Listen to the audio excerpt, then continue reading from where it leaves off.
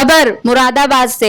दोस्ती का रिश्ता एक बार फिर खून खराबे में बदल गया। भोजपुर थाना क्षेत्र में एक युवक की कथित तौर पर उसके ही परिचितों ने हत्या कर दी। आरोप है कि पुराने विवाद को लेकर युवक को मिलने के बहाने बुलाया गया और उस पर धारदार हथियार से हमला कर मौत के घाट उतार दिया। पुलिस ने इस मामले में 3 लोगों के खिलाफ मुकदमा दर्ज कर 2 आरोपियों को गिरफ्तार कर लिया है, जबकि तीसरे की तलाश जारी है। मृतक की पहचान मुगलपुरा थाना क्षेत्र निवासी एहसान उर्फ ऋतिक के रूप में हुई है। पुलिस के अनुसार कुछ दिन पहले मृतक और उसके परिचित युवकों के बीच किसी बात को लेकर विवाद हुआ था। शुरुआती जांच में सामने आया कि इसी रंजिश के चलते आरोपियों ने ऋतिक को अपने पास बुलाया। मुलाकात के दौरान कहा सुनी बढ़ी और उस पर धारदार हथियार से हमला कर दिया गया। गंभीर रूप से घायल युवक की मौत हो गई। घटना की सूचना मिलते ही भोजपुर थाना पुलिस और विशिष्ट अधिकारी मौके पर पहुंचे। पुलिस ने शव को कब्जे में लेकर पोस्टमार्टम के लिए भेजा और सांस जुटाने की कार्रवाई शुरू की। परिजनों की तहरीर के आधार पर 3 नामजद आरोपियों के खिलाफ हत्या का मुकदमा दर्ज किया गया। पुलिस ने त्वरित कार्रवाई करते हुए 2 आरोपियों के खिलाफ गिरफ्तारी कर लिया है, जबकि फरार आरोपियों की तलाश में लगातार दबिश की जा रही है। अधिकारियों का कहना है कि मामले से जुड़े सभी पहलुओं की गठन जांच की जा रही है और फरार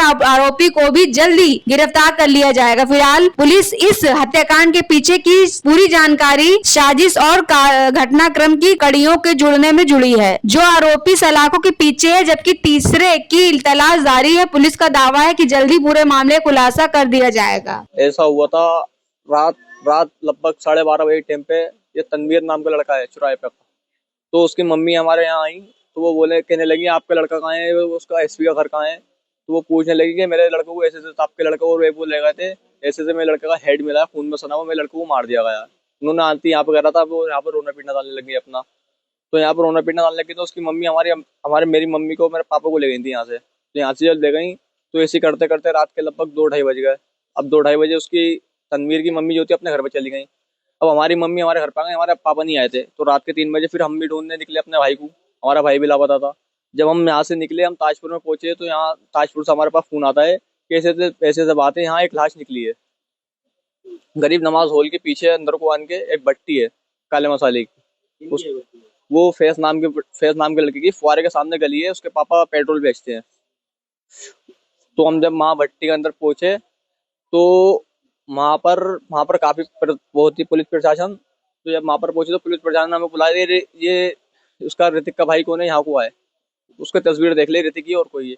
जब मैं वहाँ पर गया तो ऋतिक की ही तस्वीर थी। जब वहाँ पर देखा तो उसकी गर्दन बिल्कुल ही कटी हुई थी, बिल्कुल हल्की सी कॉर पर रुकी हुई थी उसकी गर्दन, और उसके सिर पर बार भी करे गए थे उसकी मुसली से, भट्टी की मुसली से हद्दे चौके मारे गए थे उसके, और कट्टों नीचे दबा दिया गया था उसको। उसकी गर्दन में पूरा चाकू घुमाया हुआ था। कितने लोगों ने अंजाम दिया? लगभग उसमें एक एसपी नाम का लड़का है, एक फैज नाम का लड़का है, और एक तनवीर नाम का लड़का है, और एक यहाँ का पीछे का गली में का एक हिंदू लड़का है। क्या नाम है उसका नाम मेरे को ध्यान नहीं आ रहा। वो हो रहे हैं जो गुमशुदा है। ये 4-5 लड़के तो यहाँ चौराहे पे गई हैं, पारे पे के, और एक हिमांशु है यहाँ पीछे का हिंदू लड़का, जिसका आपको मैं भी नाम बता रहा था, हिमांशु नाम है उसका, यहाँ पीछे रहता है। और 2 लड़के दूर के हैं। हाँ, एक लड़का हिंदू है और बाकी मुसलमान है। ये मिलजुल के इन्होंने सब कार्य है। यहाँ से बहाने से ले गए थे बर्थडे सेलिब्रेट करने के बहाने से ताजपुर में, तो वहाँ जाके इन्होंने हल्ला बोल दिया। 3 से 4 बजे के बीच में आपको पता चला? मेरे को 3 बजे पता चला है। 3 बजे वहां से फोन आया था। फिर मैं यहाँ से किसी दूसरे के यहाँ से गाड़ी लेके वहां पहुंचा था मैं। तो जब वहां जाके देखा तो जब मैं यहाँ से वहां पहुंचा तो मुझे पुलिस वालों ने बुला के बोले ऋतिक का भाई हो। मैंने कहा जी मैं भाई हूँ ऋतिक का छोटा। उन्होंने मुझे फोटो दिखाया, ऋतिक का ही फोटो था। उसकी गर्दन लगी पड़ी थी, वो कट्टों से दबा पाता, उसके ऊपर काफी हैवी वजन था, उसके ऊपर दबाया गया था उसको। उसमें 2 लड़कों की गिरफ्तारी हुई सुनने में आई है, एक फैज और एक क्या नाम उसका नाम है उसका, क्या नाम है तनवीर। अब आपका भाई कहाँ है?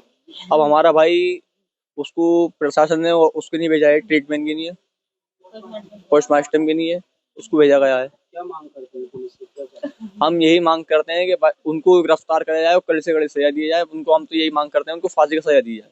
इनमें कोई आपसी रंजिश वगैरह पहले से? इनमें पहले छोटी मोटी बात हुई थी पैसों के सिलसिले से। हमारे भाई के उसके ऊपर पैसे थे, तो हमारा भाई मांगने पहुंचा तो उन्होंने गाली बुख्तारी कर ली थी 25,000 रुपए की।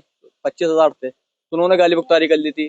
तो वहाँ पर थोड़ी बहुत ऐसी रेपटा मारी हुई थी तो वहां से नहीं बढ़ गई थी। तो फिर उसके घर वाले हमारे घर पर आए चढ़ाई लेके, उन्होंने हमारी मम्मी को मारा और हमारे छोटे भाई को मारा। हम यहाँ मौजूद नहीं थे।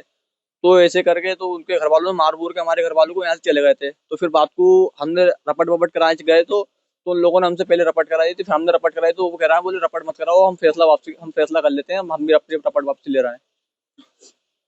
तो ये हुआ था वहाँ पर। थाने में फैसला हुआ। हाँ, थाने पे फैसला हुआ। उस थाने के फैसले की उसका उस थाने की जो रिपोर्ट की उसका फोटो भी है हमारे पास एप्लीकेशन का। थाना लगता है। ये मगलपुरा थाना लगता है, चौकी लगती है मनोकामना। उसके बाद से अब इन्होंने अपनी दिल की भड़ास निकाली है इन लड़कों ने सबने एक साथ मिलके। तो उन्होंने सब लड़कों ने हमारे भाई को घेर के बहुत बेरहमी से मारा है। उन्होंने जिनके हाथ में जो आया चाकू बाकू और उसको नशा जबरदस्ती नशा करा के मारा है। क्या करता था आपका भाई? मेरा भाई की दुकान थी चिकन की, वो चिकन काटता था। इससे अलग भी कुछ करते थे? इससे अलग वो अपना वो थोड़ा बहुत गाड़ी वगैरह आती थी, मजदूरी करते थे, वो सीट बीट की गाड़ी उतारते थे। इससे अलावा वो ये थे कि वो हर टाइम अपना खाली नहीं रहते, किसी न किसी काम में रहते थे। वो जो भी काम मिलता था वो काम करते थे वो। उसके मुर्गा का काम करता था वो। उसकी बहन की वो थी, उसको उस्ताद की मंगनी। मैं देख चलाया पते लगाया, मैंने आवाज लगाया, बेटा आना रहा, बोला मैं पढ़ के आऊंगा, पढ़ के खाना खाऊंगा, तुम अपनी चाय पी लो, अपना ध्यान रखियो। अच्छा बेटे, बात को सुन ले बेटे। बोला मैं ये शालम लेकर आ रही, कह रही चाय पिला के लाऊं। भाई कितनी देर में आ रही है? बोला मैं बस अभी आ रही है, तुम परेशान मत होइयो। थोड़ी देर के बाद में 11 बजे निकल गई स्कूल ढूंढने। फिर तरमीन की अम्मी आती है 1 बजे मेरे घर पे। उसका लौंडा भी था सालम के साथ। वो बोली मेरा लौंडा नहीं है। मैं मेरा लौंडा को तुम्हारा सालम ले गया, और वो ले गया तुम्हारा लड़का। मेरा लड़का कहाँ है? मैं लड़के को भी ला दो। बोली वो मेरा लड़का नहीं है, उन्होंने सब में रपट करा दी। मेरा दिल मुतमईन गए रहा, मेरा लौंडा होगा नहीं। पर मैं ढूंढने चली, कहीं नहीं। मेरे बच्चे का खून नहीं लगा, खून उसका घर रखा, खून घर रखा। पहले लड़ाई हुई थी 4 महीने, अभी 1 महीना ना हुआ उसकी लड़ाई में। तो पैसों के ऊपर हुई थी, उन्होंने 25,000 रुपये उधार ले लिया था तरमीन ने। तो उसको मारपीट करी, घर तक आ गया चुराए पे से मारने के लिए। उसको मुझे खींच के लगा, मुझसे बोली तुम कहाँ जा रही हो? मैंने कहीं ना जा रही। बोले रपट कराओगी? मैंने ना। बोले तुम भी मत जाओ, मैं भी ना जा रही, तुम रपट को मत कराइयो। बोले मैं क्या नाम है, कोई तुम्हारा बच्चा मेरा बच्चा, दो तुम्हारे पैसे भी जाएंगे, मेरे पैसे भी जाएंगे। मुझे कोई बात नहीं, देखो मेरा दिल साफ है, मैं कभी कहीं को नहीं निकली। घर ना से मेरा मैका और मैके से मेरे ससुराल है, बस मैं कहीं नहीं जाती हूँ, बच्चा का खाती। मेरे लौंडे को ना बुलाया और फिर माफी मांगी फिर चुराए पे। उसके बाप ने बोला मुझे माफ कर दो, और बाजी तो मेरी बहन हो, बाजी मैंने माफ कर दिया। फिर फैसला हुआ चौकी पे पुलिस वाले बोला अब कोई बात करे, लौंडे को क्या नाम है, कोई धमकी पमकी देवे तो मेरे पास सही हो। और फिर उसके बाद में लौंडे को 2-3 दिन के बाद धमकी मिली, तो ये हम मार देंगे। तो वो बोला अम्मी मुझे मारने का मेरी कोई बात भी नहीं है। तरवीन मारने को कहता है, क्यों कहता? अम्मी मैंने पैसे भी छोड़ दिया, तुमने पैसों को मना कर दिया, मैंने पैसे भी छोड़ दिए। मैंने भैया खाकदार तुझ जाइए मत। क्या हुआ है? आप 10 बजे से उसको लौंडे को मेरे ले आके, ये नहीं पता चला कैसे मारा उसको, कैसे न मारा, मुझे तो यही पता नहीं है। उसके सारे यार दोस्त थे उसके साथ के, सालम के, तरमीन के। उसको लौंडे को ले गए चाय के बहाने से, और उसको पता नहीं कहाँ ले गए, ताजपुर में ले गए। यहाँ पे 3 बजे खबर मिली मुझे, तो उसमें ये बिगर है ना, तुम्हारा लड़का नहीं है। सारे उसके साथ के मुझसे कह के नुकरा नहीं है। मैंने पूछा कहाँ है? बोला नहीं कोई बात नहीं, मत घबरा, लौंडा आएगा। उसके छोटे भाई ने पहचाना, छोटे भाई ने रुमाल पहचाना, छोटे भाई ने कैप पहचाना। उसका कैप वहां पे पड़ा था कैंटीन के पास। और मेरे लौंडे को अंदर तहखाने में मिली है, मुझे नहीं पता, मैंने भी अपना बच्चा नहीं देखा, मैंने अपना बच्चा नहीं देखा। मेरा शेर है, ये मेरा शेर है वो। 12 बजे लड़का मेरा मदरसे से पढ़ के आया, पढ़ के आने के मुझे सलाम करो, बारे को आन के यहाँ पे अपने एक दोस्त के साथ, शालम नाम है उसका, यही का निवासी है हमारे मोहल्ले का, उसके साथ वो नल वाली मस्जिद के चौराहे पर गया। जाने के बाद में वहाँ पर 3-4 लोग और खड़े थे।